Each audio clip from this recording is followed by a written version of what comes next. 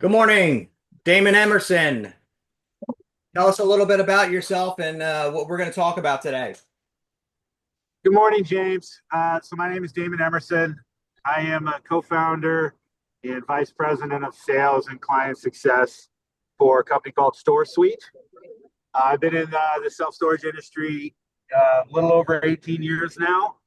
I've been part of growing programs with four different companies, ranging from CubeSmart. When CubeSmart was still called eStore It, I had a program I developed called the eStore It Network. It was all about lead generation, to StoreSmart Tenant Insurance, where I was part of building what at the time ended up being the fastest growing tenant insurance program built around training in the industry. We bought one of our competitors, Storable, then purchased us.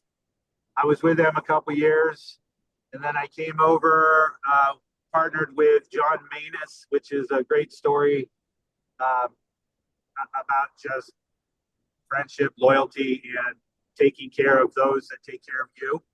And I became a part owner of Storage Shield Tenant Protection, and doing things differently from a protection standpoint the industry had seen. And then we decided to merge our companies, us and friends and partners of ours in the industry, and four different products, suites as we call them, and we created StoreSuite. So as we talk, and obviously I'm very intimate with the Storsuite group, being that John the Big Sexy is my brother. But I like to fill other people in, and like I do on every one of these webcasts that I do. I like to promote whoever that's on, right? Yeah. Um, because in storage, we all kind of scratch each other's back, and someday, I might come to you, Damon, and say, "Hey, Damon, I need to have storage protection," which I have. But someday, I might need to go to Julie LaRose, on something, or she might come to me, and like now I'm part of the New Jersey board, stuff like that. So every person that I have on here, like Liam and the guys, we've bought properties from them. I like to promote them for what they do in the business, and just throw my um, network a bone, just so that we can all grow together and learn more. Because every time, and it's funny that I do this every time I leave with something, and for me, it's a big benefit to have these webcasts, right? And it's a big benefit for everybody else who's watching to get something out of it if they haven't already, or if they, that they don't know. So it's an education slash, we're gonna, have an enjoyable time doing it. But it's at least this way, a way to give back to the community of storage, who, so far, they welcomed me with open arms, and that's something that I appreciate greatly. So, um, a little maintenance real quick on the webcasts coming up. Shannon from XPS is coming on next week.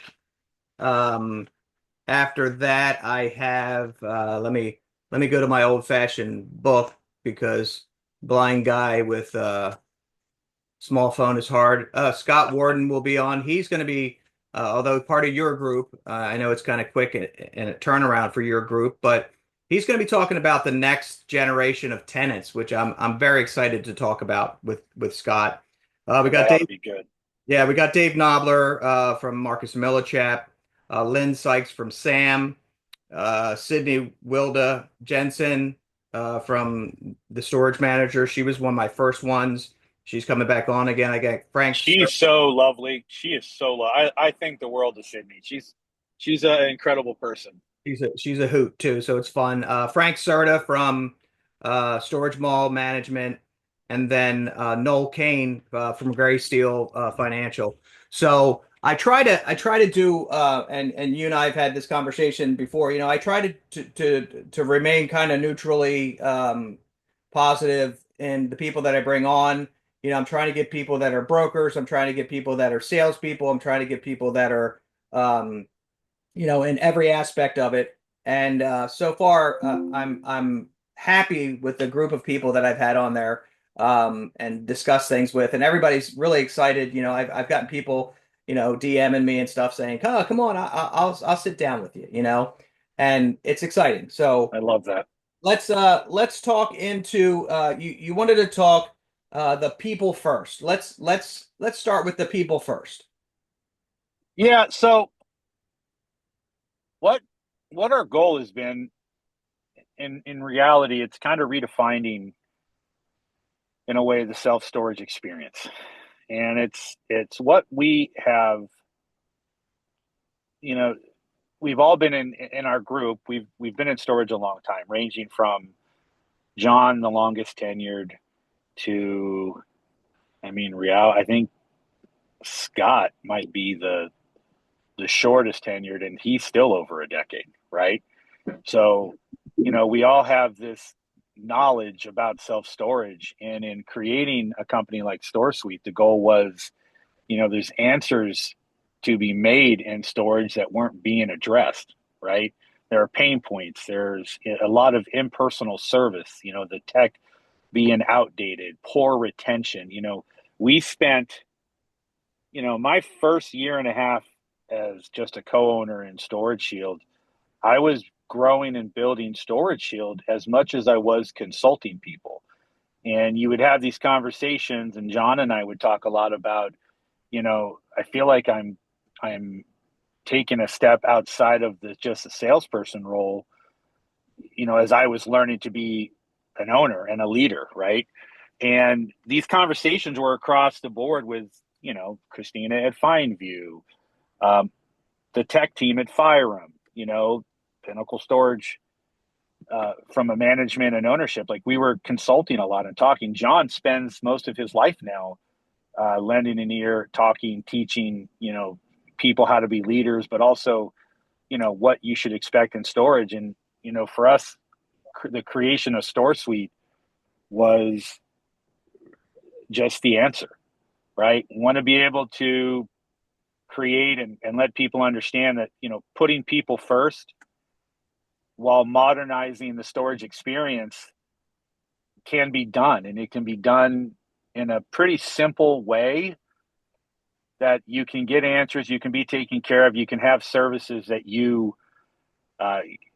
that are helpful, right? And it isn't going to change your whole world, but it's going to accomplish, you creating more business. It's going to be able to accomplish you taking care of your tenants. Because people first for us just isn't people first within our company, right? It's people first within StoreSuite, StoreSuite's clients, StoreSuite's clients, managers, the end result being making sure tenants, it's all of the above. And But that's the goal of everything that we want to be able to accomplish. with the amount of technology out there, and like I've had people on that I've talked to about, everybody needs to go remote. There's too much technology out there for that. Is that what you mean by tech, people first? No, people first is everything from taking care of your vendors, taking care of the managers, making sure the tenant is being taken care of. Tech is a big part of it, but even with remote, like, people talk about remote all the time, like all of a sudden you're going to snap your fingers and you're going to be able to run an entire company with just one person, but it can't be done. You still have a warm body, a warm voice that needs to be addressing the tenant, whether it be from just taking care of the grounds or answering questions after someone rents a unit. For us, being able to provide tech was an answer to how to simplify the rental process in a more convenient manner, right? Like, you look at us with our tech, we have a program called, or a product called StorePass, right?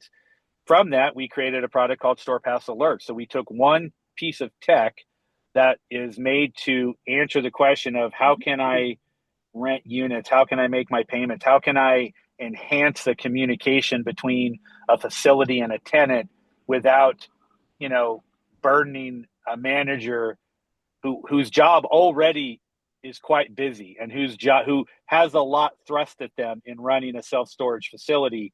How can I make that more of a convenient process, allowing the manager to be able to have more success at the facility level while also getting a message across to a tenant? Well, that's StorePass, right?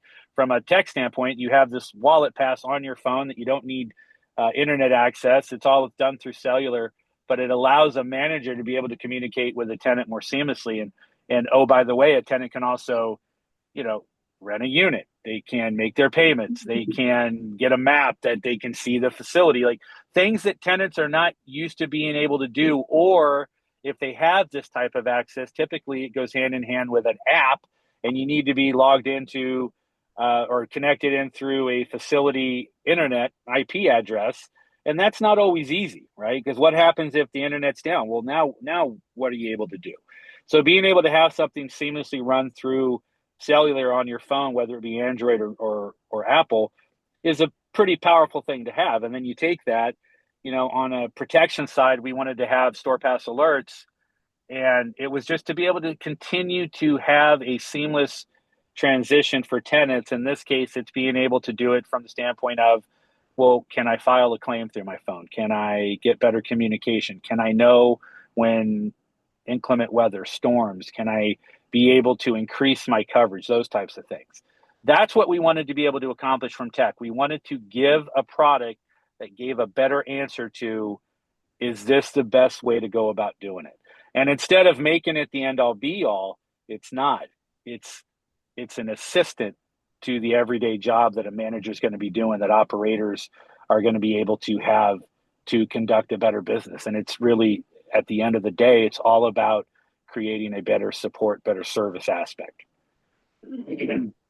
So at the same time, so I look at that and I go, okay, how does that tech put people first? And in my mind, the way I'm looking at it is it's helping the store manager by communicating, right? So maybe Yep. they go in and they send an alert to everybody through StorePass, right? Yep. So now they don't have to it gives them better communication, not or at some point any communication, because are they going to pick up the phone and call everybody? Oh, we got a big storm coming. You want to up your protection plan? No, that's not going to happen. They don't have time for that, right? So it gives a good way to send out a quick text message to everybody. Just an alert, right? Just Yep. like a group text. Like if I wanted to let know all my friends that I'm going to be in Texas, I'm going to go, hey, friends of Texas, and have that group and go, I'm going to be in Texas. Let's catch up when I'm out there.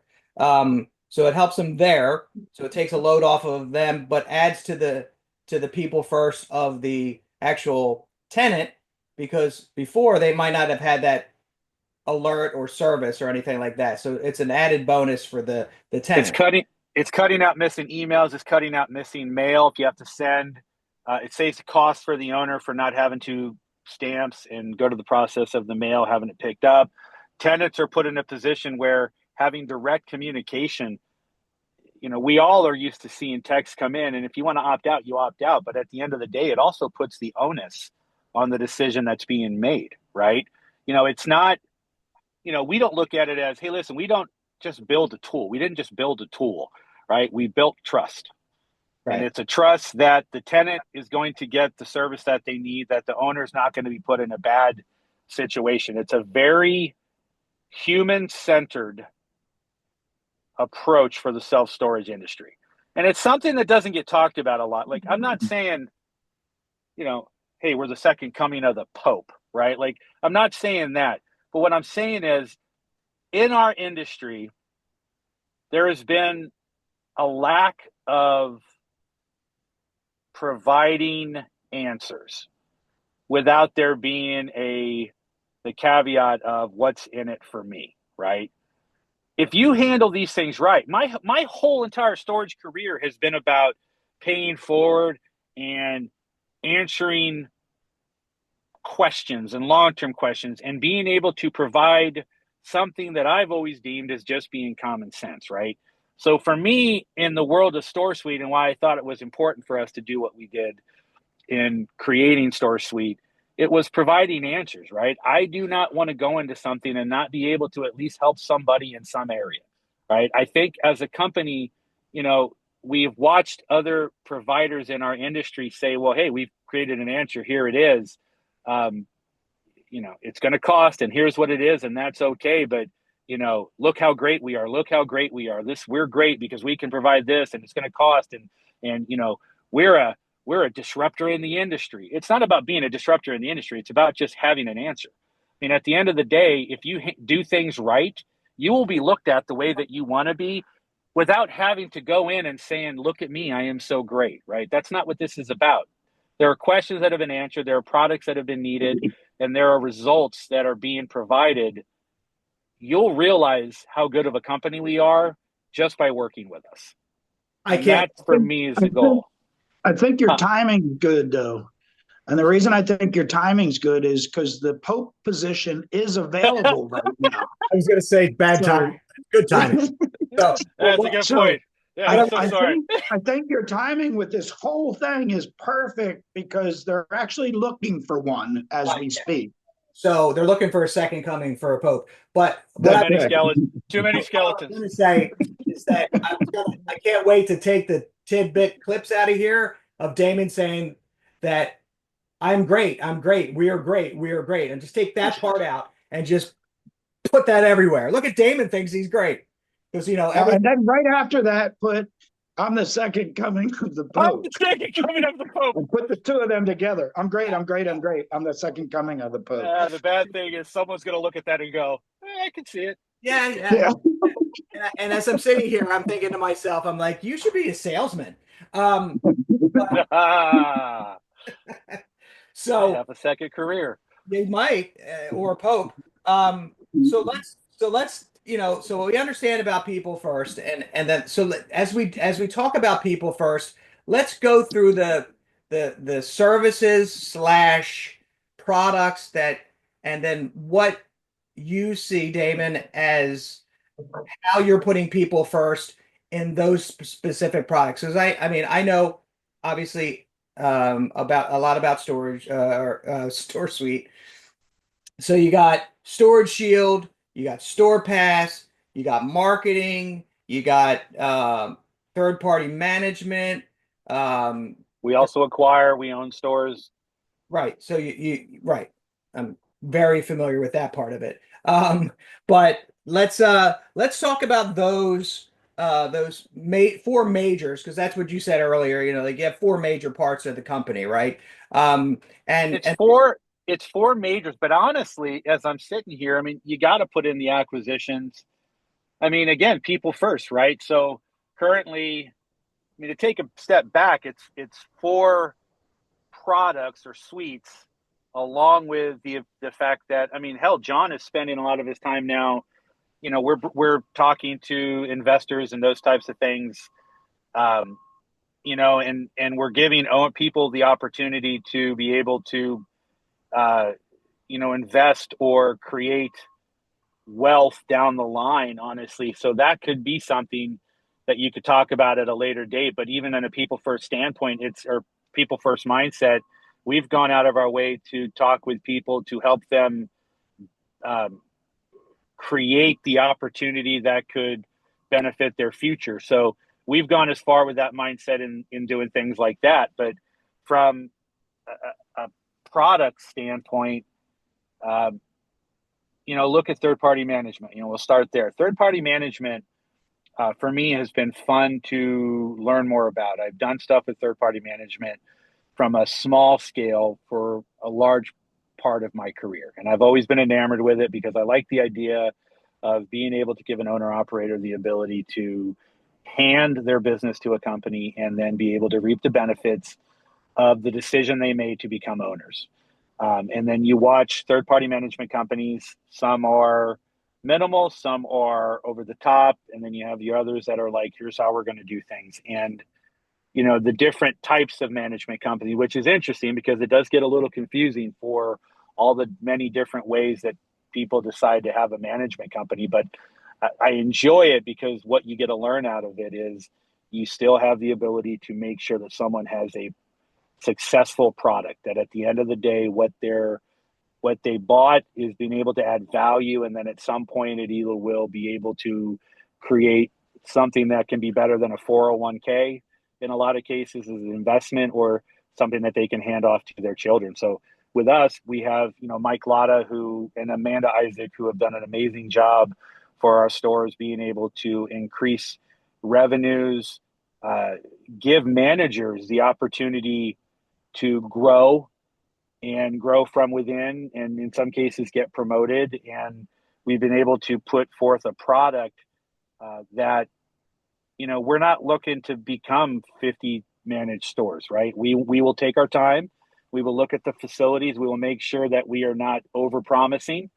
And I think that's a big thing, big key for us. If you're going to do something that's people first and you want to have change, then you have to have the mindset of, I'm going to tell you out, this is how we do it. This is why we do it. You're going to have success. And if someone balks or has a concern, you can walk away going, at least I know I've told them exactly everything. And I'm not going to have to come across a situation where I'm backpedaling or asking for forgiveness or anything like that. It's a very forward thinking process. And because of that, we've had success on the management side. Well, so obviously, I know that part of it as well, intimately. And what I think that's important is the transparency of, what's going on with your property, what can be changed, what are we doing both from the owner standpoint to the management standpoint, working together, trying to come together on a compromise in some aspects. And a lot of times for me as an owner, I say, you know what? This is what you guys do. This is your profession. I don't profess to be a heavy-handed operator, so I'm going to rely and trust in the fact that a third-party management company, specifically Storsuite, is going to know better than me. Okay. And some people, and I've talked to a lot of people that run their own facilities. To them, that's a job. So they're an owner operator and they have a job to do every day. They get up, they got to check all the books, they got to this, that, right? I want to be an owner. I want to sit back and have my influence when needed. And then I want somebody else to go there every day and then have a job. So, and it works well for a lot of different ways for third party management and the people first part.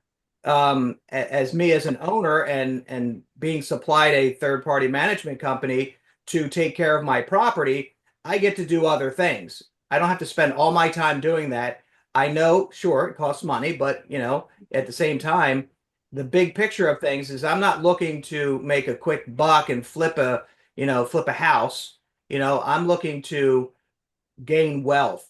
So by doing that, I can be doing other things while this property or properties are growing on their own by having somebody else do it and I'm paying them to do it. So it's a service that helps me, it helps my clients, the tenants. Because what I've noticed in that is that, me dealing directly with my tenants may not be such a good idea because, maybe I don't have that personality to deal with them directly. Maybe the store manager is better at, confrontation or whatever. And me, on the other hand, I'd be like, you haven't paid your bill in 6 months, get out, and there's rules behind all that. And we know that. And that's what I pay them for. I pay them to know the rules. I pay them to know the laws. I pay them to put all that education in there, right? It's not necessarily what amount of hours they put in. It's the, what value I'm getting in the actual third party management. So, It's like connecting the dots, right? One dot connects to the next, connects to the next, and then it creates a figure, right? In management, simply, it's you get full service operations and you get to maintain your facility identity at the end of the day. Right. And that, listen, even if you take on another company's name, like some management companies will say you got to rebrand, it's still the facility identity of you are the owner. This is who, and the end result is addressed that way. Right.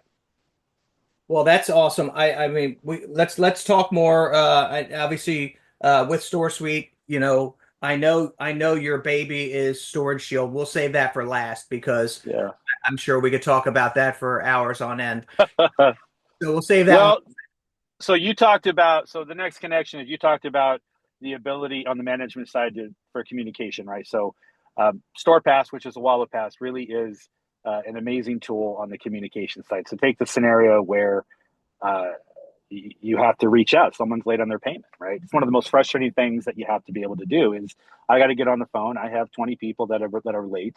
I got to go. I got to have a phone call. I got to try to get them to come in and make their payment. I got to negotiate. I got to make a deal, whatever it is.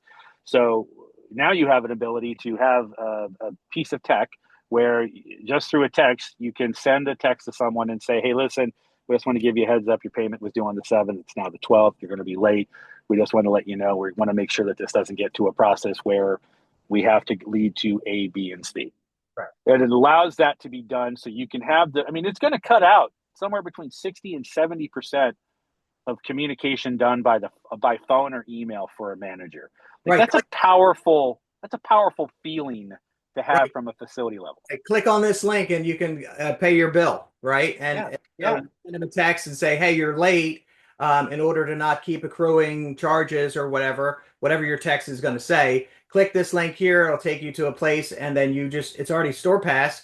You can just go, update your card because you're like, people's cards have died online or whatever, and you need to update your card, or you got to make a payment here or pay online, and then that way too, people don't have to go to the facility. There's not a whole bunch of rigmarole going on about the store manager calling them, them having an argument on the phone because people are combative when it comes to owing money, stuff like that. It does take a lot of that out, which is kind of putting both parties first. Puts the party manager to not have to deal with that kind of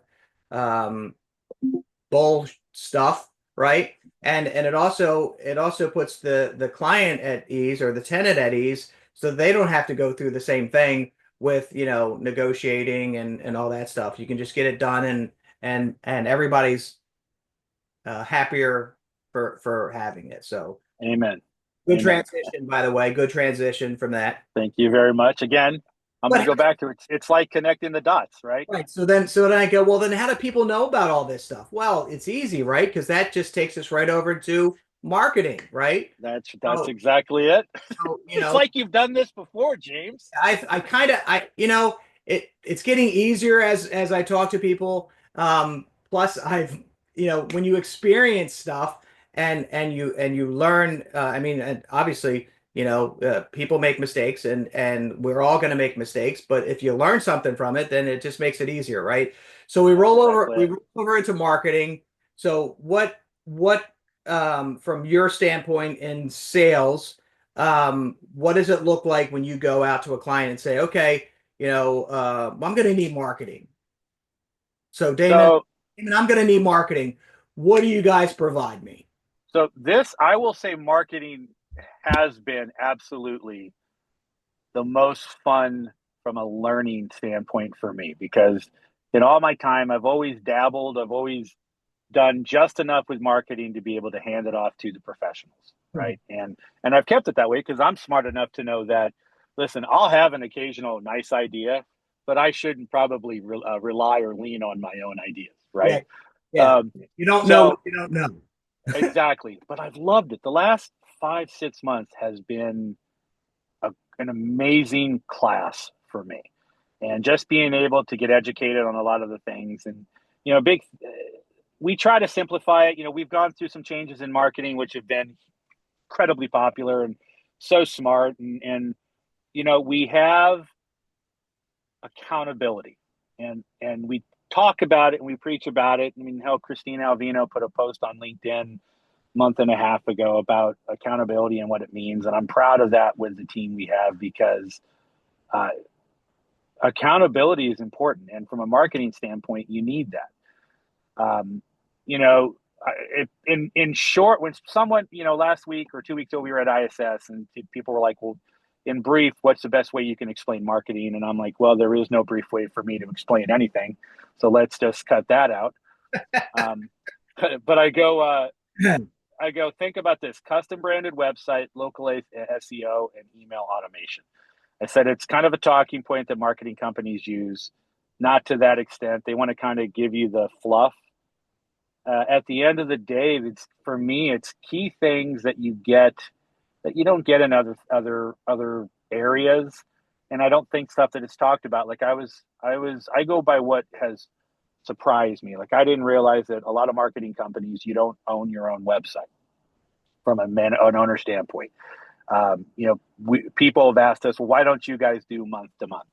Well, the reason we don't do month to month is because it takes time to build a website. And if you're going to build a custom website or a quality website, you need to make sure it's done correctly. And most month to month is you don't own your own website. The marketing company does. So you're now in a position where you have to think twice if you were ever going to leave that marketing company, because you're going to have to do this process all over again. Right. And it's not that it's not a fun process, but we're a people that I need instant gratification. So I want to go to a marketing company. I want to have this built.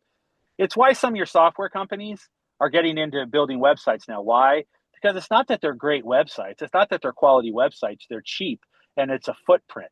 And you can just plop something out there, and it's been created across the board to do what every other website can do, right?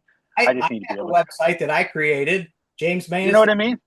And there you go. But I'm a marketing guy. Ta-da! Well, that's it, right? But what a marketing company does is they take that and they create off of that, and they give you more opportunities, and they're able to make sure that you're getting the right rentals that are being processed. You're getting a lease that comes in with it. You're getting connectivity between the software and the website, and you're able to, if you have 3 units one day and 2 of them get rented, then maybe you don't have a special. And the marketing company is the company that monitors that so that you are maximizing your dollar and not wasting your dollar. The local SEOs doing things through Google. Everyone thinks they're a marketing person until they realize that they've overspent by about 80%. And now what do? I'm low on money, right? Well, a marketing company gets you out of your own way. Is it perfect? No. And the day that you can come to me and tell me that any company is perfect, you'll be the next pope, right? It's just not possible. So what marketing companies and building websites and what they do is they make sure that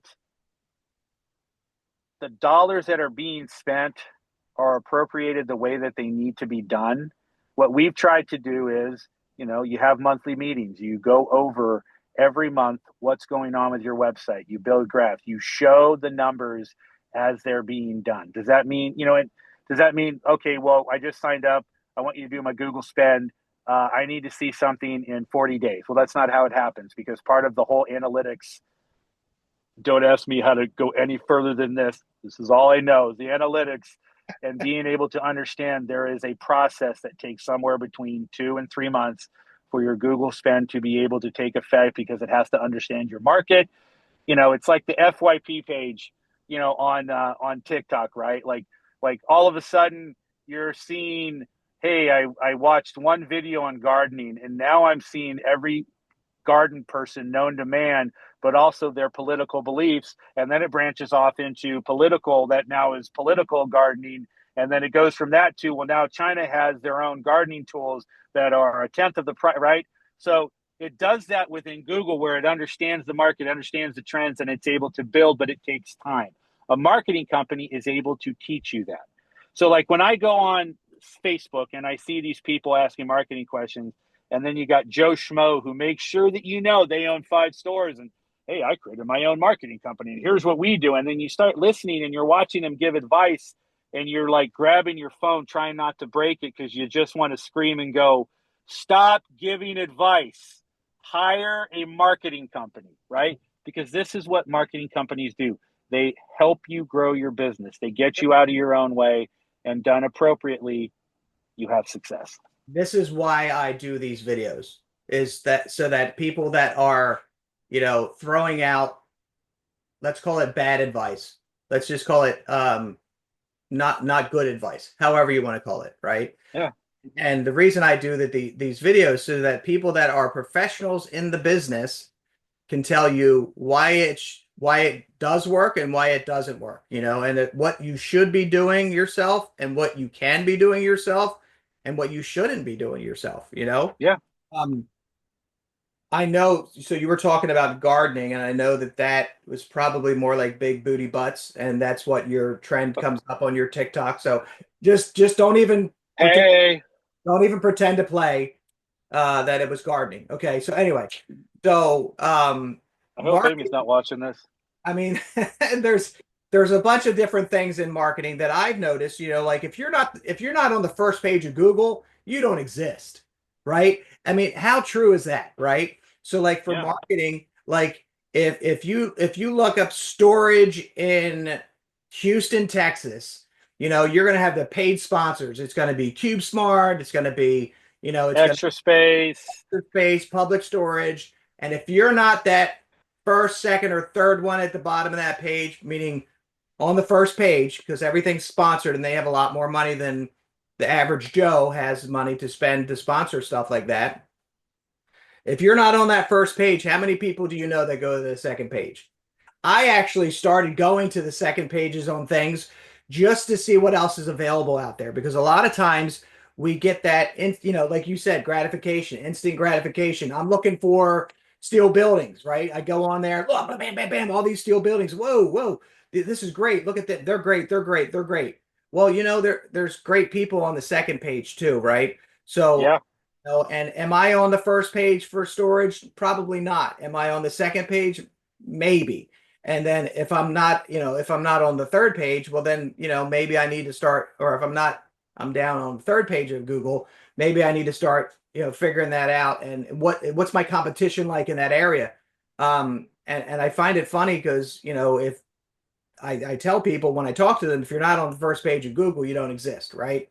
So marketing helps with that, search engine optimization, Well, SEO, right? ooh, well done. Well done. I like how you pulled that one out. Thanks. I had to stop for a minute because I remembered SEO and then I was like search engine something. But so with that, you marketing is key, right? So Well, marketing is key. And if anybody, I told someone this in Vegas at the ISS, I said, you've heard of Christine Alvino, Christine Alvino. And they're like, oh, God, yeah, I've heard her speak a few times. And my answer was, well, if you've ever heard Christina speak, then you fully understand the power of marketing because I don't know many people who are who are smarter than her. I mean, she is brilliant with how she does that. And that's what she's built into and what we do on the marketing side. right. Right. And I've dealt directly with, say, Christina and other people there, Taylor, even like when I stopped in the office to visit one time, I talked to the guys that were in the backdrop, they're the guys Yeah, doing stuff, and I said, hey, I was doing this and I was thinking about a logo for that and this, that, and these guys are like, oh, you mean like this?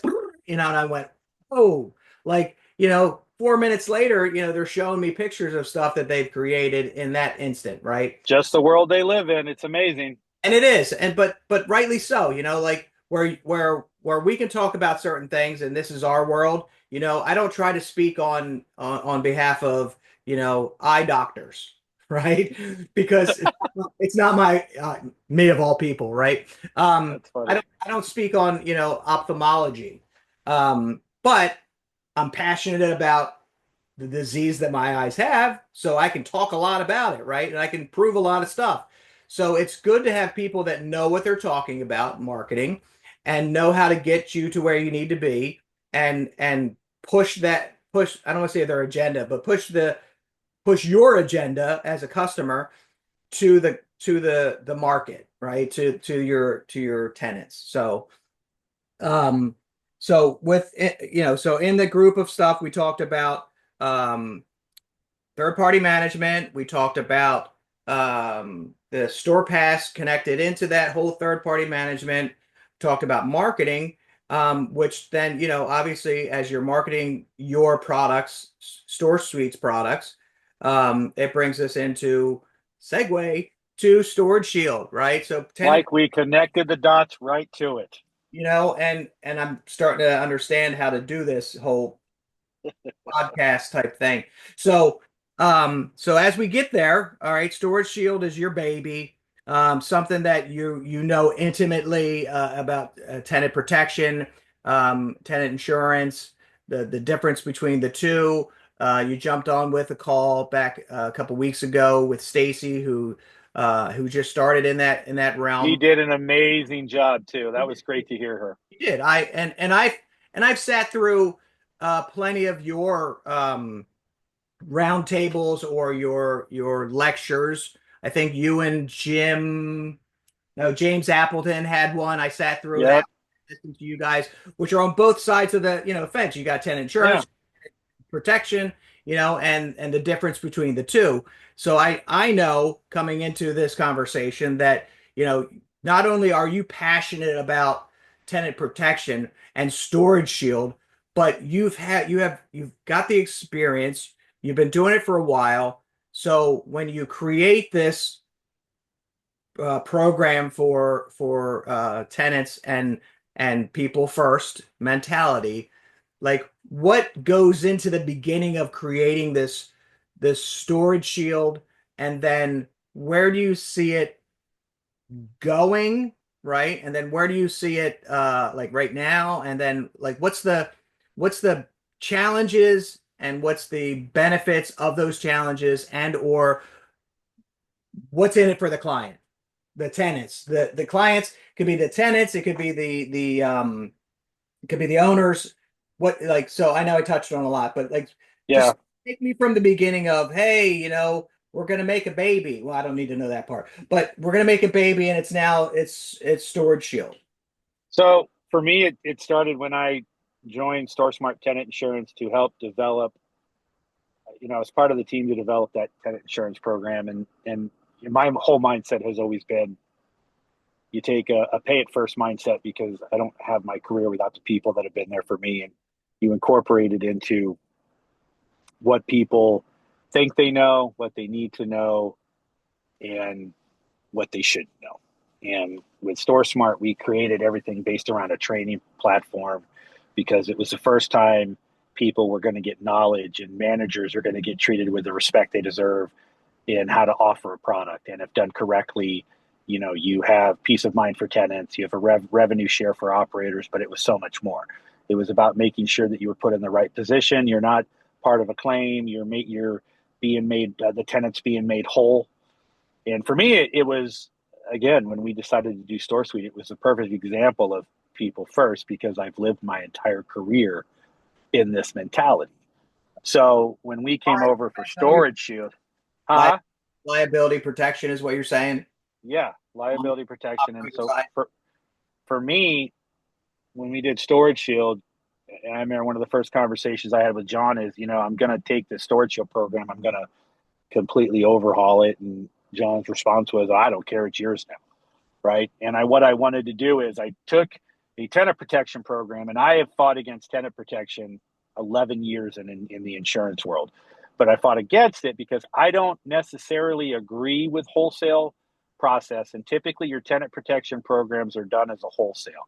And what I mean by that is we're going to give you a low amount of money you pay us. You're going to keep the difference on what you charge, but your responsibility is going to be, you are now going to become part of the claim. You fill out paperwork, you'll make decisions on if claims should be approved or denied. You might even have to pay out on some claims. You're going to have a large deductible that you pay on every claim until you hit your deductible, and then you hand it to us as a protection company, and then we'll work with our insurance company and we'll go from there and see what comes of it. It's very intrusive. It puts owner operators in a position where now you are suddenly the face of a claim, and all these things that we write into our lease that says we're not responsible. You have to have this. You need to do this. You kind of take that and you make yourself part of it. And to this day, I am in the tenant protection world, and I don't necessarily agree with that with a lot of owners, because a lot of owners don't know that they're necessarily getting into that until it's too late and they have a claim they have to fall with. Now, that's not every protection company. There are amazing quality companies. You had Stacy on. I mean, they're good people that are changing that directive. For me, that's not who I am. And it's not certainly what I'm going to put my face on for both Storage Shield or a company like StoreSuite. And I wanted to create what I appreciated in the insurance world, and I wanted to cut out what I disliked. And what I appreciated in the insurance world was being able to have a process that made tenants whole when they were going through an emotional loss, protect an owner operator, and have a product that is pretty transparent and to the point where I don't have to apologize after the effect. after the fact. And what we did was I took the insurance mindset and I did a transfer of risk process. And in our agreement, we don't let owners touch a claim. You have to give everything or send that claim directly back to us so we can handle that claim one-on-one. I have a problem with how regulations dictate how claims are being done. The insurance world will argue with me and say I'm crazy and it's not how it's done and blah, blah, blah, blah, blah, but it's all just talk. It's all talk. And it's leaning on gray areas, which is how the insurance world works. It's gray areas in your certificate. It's how is something listed? It's well, we don't cover flood, and that was a HVAC burst pipe, and it's HVAC, and we have to find out, did the company install it wrong before we can pay, or did you not maintain it, Mr. Owner? We can't pay until we find that out, or did the tenant cause this? Like all these ridiculously stupid steps that we have to take, when the fact of the matter is the second it's put into a certificate of insurance, it's automatically covered, right? This is why people don't trust insurance. It's because of the rigmarole of bullshit that has to get conducted. Right. I want to cut that out. Now, it doesn't mean that we don't have conversation, and it doesn't mean that there's gray areas where I have to go back to the insurance company to support us and say, what the hell's going on? But the reason I'm with a tenant protection program and the reason I chose the company that I'm with to support us is that our claims process, we are the ones who push, who move forward and lead the claim. And we are the ones that have the conversation with the insurance to say, we're not doing that today. This is a claim that is in paper, needs to be a claim. Let's get it taken care of. And that's how we're able to take care of claims in a timely manner. Is I understand the approach and the process. The company that we work with agrees with me. And they understand that as long as we're being the ones that are willing to lead the claim and take on the process and work with the tenants and make sure that they're being taken care of, we can get claims taken care of at a higher rate. Now, what does that mean? It means, honestly, you're probably, I'm going to say 55 to 60%. If you're lucky, on average, most claims are going to be between 40 and 50 in the insurance world. I'll be surprised if they're over 20. However, you will never get a direct answer because the insurance world will not give what claim rates are. And that's okay. It's how they work. I wanted a more transparent approach. So the reason I'm saying all this is it sounds very like, holy shit, Damon's going into like, holy crap, sorry, excuse me. Holy heck, Damon's going into different paths, and it's a confusing. You already said it. I know. Going into different paths. The reason I'm doing that is that's the world of insurance, and it gets frustrating. And for me, I wanted to have an answer of how do we have a policy? How do we have a program? How do we take care of the client to make sure that the client's client, i.e. the tenant, is taken care of? How can we take care of things to make it more seamless in the back end? How do we have claims being taken care of? And what is our answer to how this should be done? So this is why I get so passionate talking about it, because people don't want to stand up in front of a room and give the negative and the positive, right? It becomes cumbersome. I've been doing this a long time. My responsibility is I have to be this way. That's how I look at this, right? So for us, being able to have a product where we train, we have someone who understands training, who understands self-storage. I mean, my team, or I guess I should say our team, because it's not just mine, it's all the Storsuite. Everyone works hand in hand. My team is marketing and tech and protection and all that, right? The team with protection, they all have self-storage backgrounds. They have run stores. They have done training in stores. They have helped with operations in stores. They understand the plight of what a manager goes through, and they understand the expectations of a tenant because they understand both. Why is that important? Empathy. You cannot do this if you do not have or understand empathy and how it needs to work, because these are troubling processes from a claim standpoint. And that's really what we've done. We've created a better path, a roadmap for how claims need to be done from both a conversation standpoint, how they're being done from a tech standpoint, how it's being marketed. We've encompassed everything within Storsuite to be able to have a piece working into the protection side. And it's because it's given the tenant a better answer. When a claim happens, they know the path that they're going to go on to get a claim filed. So if I were to summarize that for my brain, because I look at everything a little bit differently, um, I would say that, it's a tenant protection program that is easy to use, that in a time of need is a necessity, right? So going into that's a necessity. And then when I call somebody, they're going to be there on the other end of the line, whether it's direct call or whatever. If I make a claim, all at a reasonable price. So Yeah. yeah, so I mean that's taking everything you said and going in two sentences and going, that's what Storage Shield is providing to the tenants. And then on the flip side, to the operators, as an operator, it's taking away the liability of being involved in the center of an insurance claim. We know if you've ever made an insurance claim for anything, and trust me, I've made plenty of car insurance claims, and other people can smile, John, and know that that's I a didn't say a fact. word. Huh? I didn't say a word. Yeah, I know. So being in the middle of that, being the client in the middle of that, it's very stressful, right? So I can imagine being a third party to the middle of that, meaning the owner being the third party, like it happened at their facility. Now the client is talking to the insurance company, but the insurance company wants to talk to you, and the tenant wants to talk to you. And now you're in the middle of that. And I can only imagine how stressful that would be. And that's why I lean towards tenant protection, especially with you guys, is so that I can not have to deal with that as an owner, right? And that I know Yep.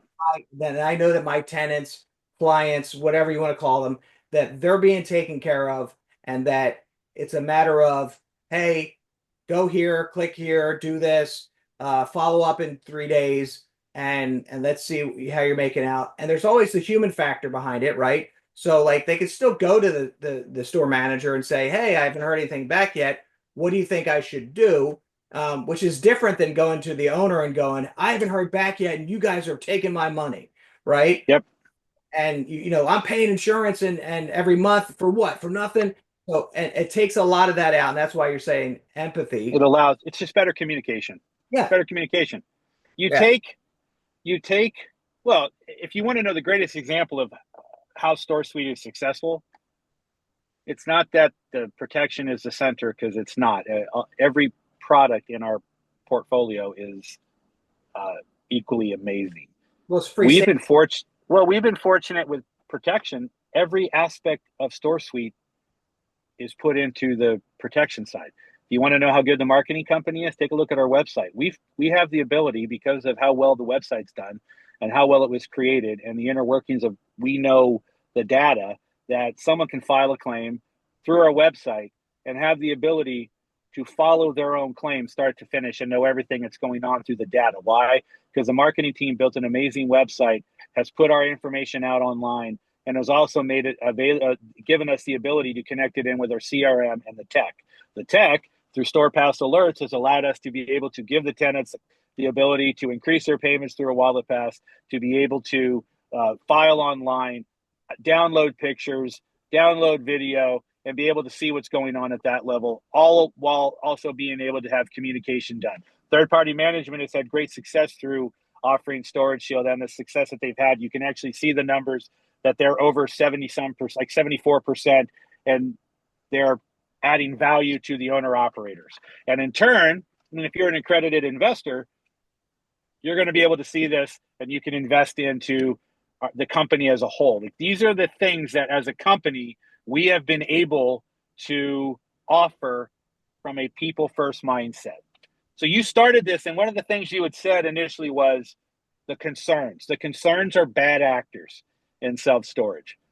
To be very blunt, regardless of anything, my concern moving forward is not ever-changing technology. We have the people in place to be able to follow and understand the technology. My concern are bad actors. It's people who are scared of what we've done and want to spread propaganda or want to say things about because how do people react? Bad people react badly, right? So saying that from a protection standpoint, we're not who we are. We're not, we are making people. I've had people say, Storage Shield tries to make managers become agents, like their insurance for the company. No, we don't. No, that's stupid. They don't take care of claims the way they're supposed to. Marketing, well, the marketing, they have issues on the back end. They're, you know, they're not getting things done in a timely manner. Their websites are taking, they don't communicate. Well, that's BS, because we actually will communicate probably more than you need to. But initially, the first 30, 60, 90 days are the most important part of the partnership on the marketing side, so that an owner operator understands and has knowledge and is learning why things are being done. From a tech standpoint, well, they're not far enough along. They need to have API access. If you don't have your own API, if you don't do this, oh, okay, well, we have an API. Okay, so what's next? Third-party management. Well, if you're not willing to be a hub and spoke, and you're not willing to go out and actually manage, and they have a couple people that are really running the show. Well, actually, no, we have the people that you know of. We have people behind the scenes that are supporting us day in and day out. Like bad actors that will say stupid things. And I've learned this from 15 years in tenant insurance and tenant protection. I mean, we have companies that, that have had questionable how they work with other software providers, API issues. We have claims not being taken care of. We have claims being too aggressive. We have, all these different things that I've just learned to have to deal with.